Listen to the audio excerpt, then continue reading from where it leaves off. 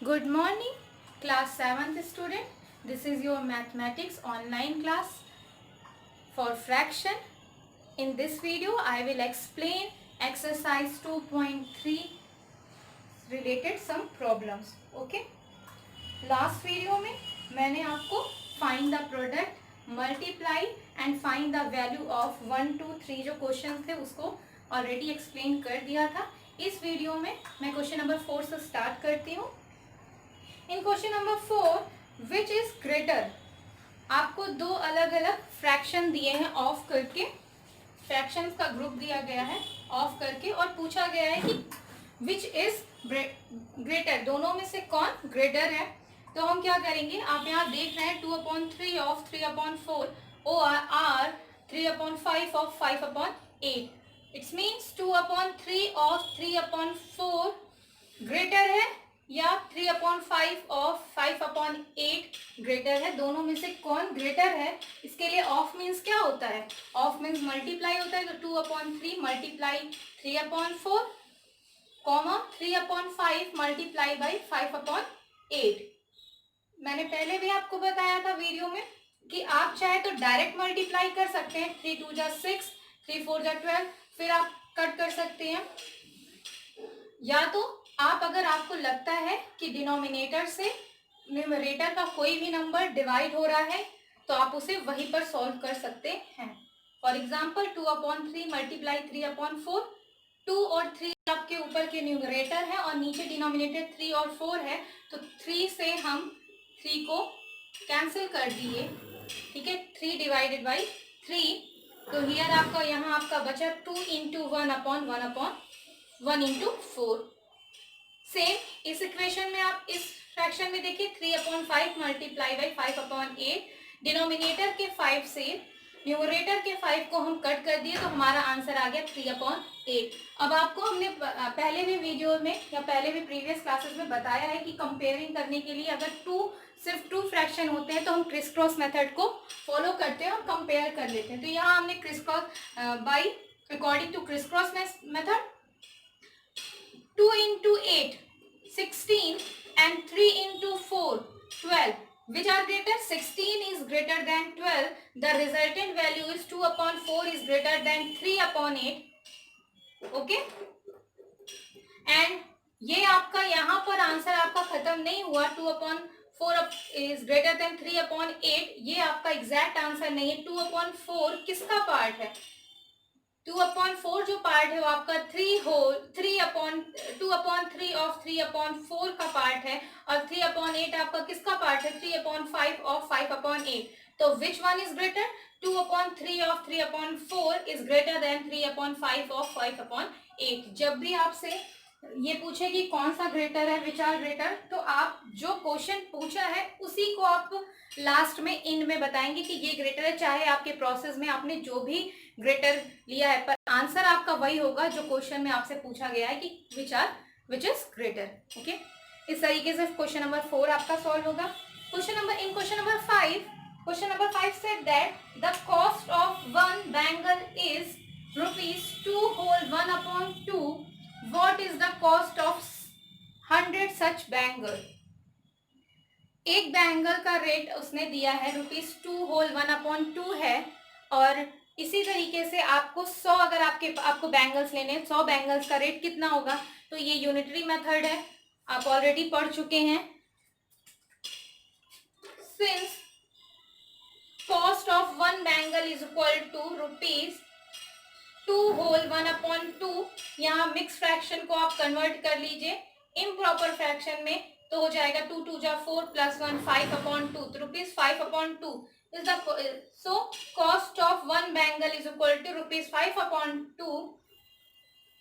Hence cost of 100 bangle is equal to क्या होगा? Multiply होगा. एक बैंगल का रेट इतना है तो 100 बैंगल के रेट के लिए आपको क्या करना पड़ेगा?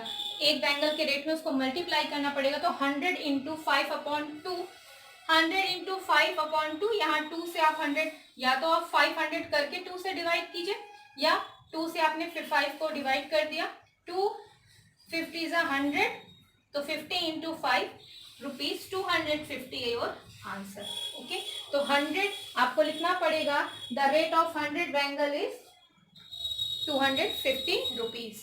Okay, next question, question number 6, the speed of A car is 85 whole 1/2 kilometer per hour.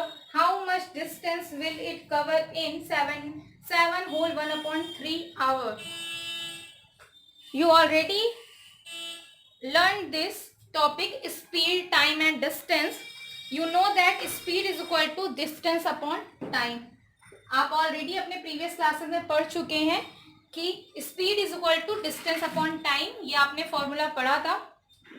इस क्वेश्चन में आपको दिया है, स्पीड दिया है 85 whole 1/2 kilometre per hour, time दिया है 7 होल 1/3 आवर्स, और आपसे पूछा है कि डिस्टेंस, व्हाट डिस्टेंस।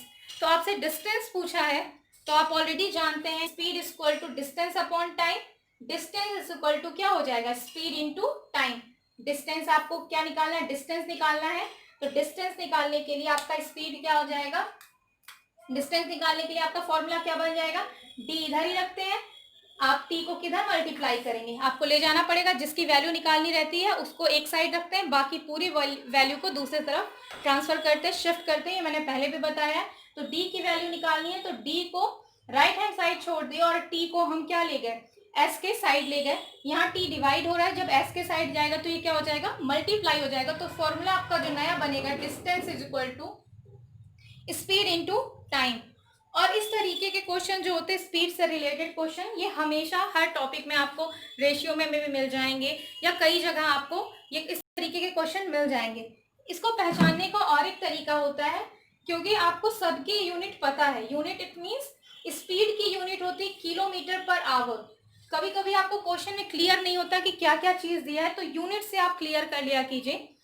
स्पीड के क्वेश्चन में जब किलोमीटर पर आवर, मीटर पर सेकंड दिया रहेगा तो वो स्पीड दे रहा है। जब किलोमीटर पर आवर, मीटर पर सेकंड होगा तो वो किसकी वैल्यू होगी, वो स्पीड की वैल्यू होगी।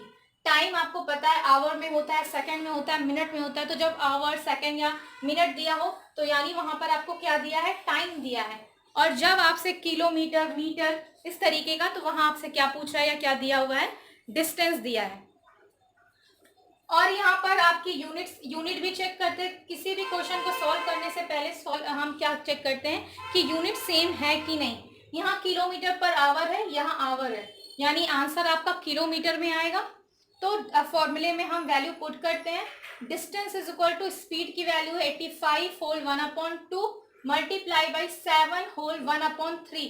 यहाँ मैंने किलोमीटर इसलिए लिखा है क्योंकि आपको ऑलरेडी पता है कि डिस्टेंस की जो वैल्यू होगी, डिस्टेंस की जो यूनिट होगी वो मीटर होगी, किलोमीटर होगी, सेंटीमीटर होगी। यहाँ पर ऑलरेडी किलोमीटर यूज है, तो यहाँ पर वैल्यू क्या आएगी, किलोमीटर आएगी। अब मैं आपको इस सोल्यूशन से भी दिखा देती हूँ कि यहाँ पर कैसे किलोमीटर आया।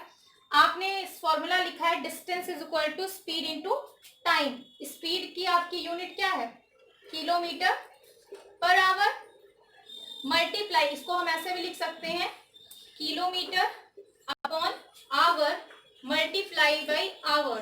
कर रहे हैं, टाइम की आपकी क्या यूनिट है, our.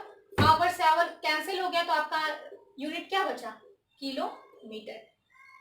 That's why I write here kilometre. Okay, इसीलिए मैंने वहां पर क्या लिखा है, किलोमीटर मेंशन किया है। अब आते हैं नेक्स्ट क्वेश्चन में, question number 7। Amit weight 35 kg, his sister Kavita's weight is 3/5 of Amit's weight. How much does Kavita weight? Amit का जो वेट है वो 3/5 दिया हुआ है, नहीं सॉरी 35 kg दिया है। और कविता की जो वेट है उसकी वेट वो कह रही है कि अमित के वेट का 3/5 है। कविता's weight is 3/5 of Amita's weight. Okay, अमित's weight। तो हम स्टार्ट करते हैं क्वेश्चन नंबर। कविता's weight is 3/5 of अमित's weight। आप जब वर्ड प्रॉब्लम होती है तो आप वर्ड्स को वहाँ यहाँ सेंटेंस को आपको लिखना पड़ता है, और जितने भी सेंटेंस होते हैं वो आपको अपने से नहीं बनाने रहते, ऑलरेडी ये आपके क्वेश्चन में दिए रहते हैं। बस आपको इस क्वेश्चन में से वो सेंटेंस निकाल के सेट करना रहता है कि कहाँ पर हम किस सेंटेंस को यूज करें। अमिता's weight तो Amit weight is equal to 35 kg। यहाँ ऑफ दिया है अमित की वेट यहाँ लिख दीजिए 3/5 ऑफ 35 kg। सोल्यूशन कर लीजिएगा 3/5 मल्टीप्लाई 35। आंसर आपका केजी में। यूनिट्स लिखना मत भूलिएगा, यूनिट्स इंपॉर्टेंट है। अगर आप एग्जाम में यूनिट नहीं लिखते या मेंशन नहीं करेंगे या टेस्ट में नहीं करेंगे तो आपके मार्क्स कट हो जाएंगे, तो यूनिट्स लिखना मत भूलिएगा। In question number 8, find the area of a rectangular park which is 18 whole 2/5 metre long and 11 whole 2/3 metre wide. Wide मतलब विड्थ दिया है, या आप इसे ब्रेथ भी ले सकते हैं। तो आपसे पूछा है कि एरिया ऑफ रेक्टेंगल निकालना है। सिंपल से आपको पता है, ऑलरेडी आप बहुत टाइम से पढ़ते आ रहे हैं कि what is the area of rectangle. Area of rectangle is equal to होता है लेंथ इनटू ब्रेथ। लेंथ आपकी दी हुई है 18 होल 2/5, ब्रेथ आपका दिया हुआ है 11 होल 2/5, तो एरिया ऑफ रेक्टेंगल क्या हो जाएगा L into B. 18 whole 2/5 metre into 11 whole 2/3 metre. Multiply करेंगे, नंबर्स को मल्टीप्लाई करेंगे। आपको ये ऑलरेडी सॉल्व करने का तरीका मैंने बताया है। किसी भी तरीके की प्रॉब्लम हो तो आप मुझसे क्लियर कर लीजिएगा। पहले मिक्स फ्रैक्शन को आप इम्प्रॉपर फ्रैक्शन में चेंज करेंगे। इम्प्रॉपर फ्रैक्शन के बाद अगर कोई नंबर कोई न्यूमरेटर डिनोमिनेटर से डिवाइड होता है तो डिवाइड करेंगे, या तो आप डायरेक्ट मल्टीप्लाई न्यूमरेटर से न्यूमरेटर का, डिनोमिनेटर से डिनोमिनेटर का मल्टीप्लाई करके, अगर आपको लगता है कि शॉर्टेस्ट फॉर्म में उसको कन्वर्ट कर लीजिएगा। शॉर्टेस्ट फॉर्म कन्वर्ट कैसे करते हैं ये भी हमने आपको बताया है। आपका आंसर आ जाएगा। और हमने यहाँ पर देखिए आपका एरिया ऑफ रेक्टेंगल है, यहाँ पर यूनिट हमारी मीटर स्क्वायर हो गई है। आप वैसे भी जानते हैं कि एरिया की यूनिट मीटर में ही होती है, स्क्वायर में ही होती है। कैसे आई? लेंथ के पास भी मीटर है, ब्रेथ के पास भी मीटर है, दोनों की वैल्यू मीटर में है।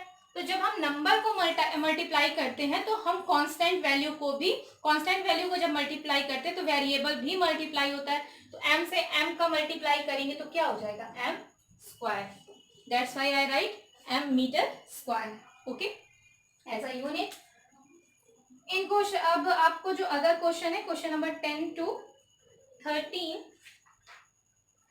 इसे भी मैं आपको नेक्स्ट वीडियो में, या तो मैं इसी में वीडियो ऐड कर दूंगी, यहाँ तक क्लियर कर दूंगी, या तो मैं इसे ऑडियो के अकॉर्डिंग बना के भी सेंड कर दूंगी, जैसा सही रहेगा। अभी तक मैंने जो भी क्वेश्चन बताए, इन क्वेश्चंस को आप रफली पहले सॉल्व करेंगे, सोल्यूशन निकालेंगे और मुझे सेंड करेंगे।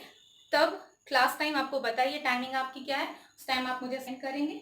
अगर मेरी एक्सप्लेनेशन अच्छी लगी या प्रोसेस सही लगा समझाने का तो आप वीडियो को लाइक कमेंट्स भी कर सकते हैं। Thank you.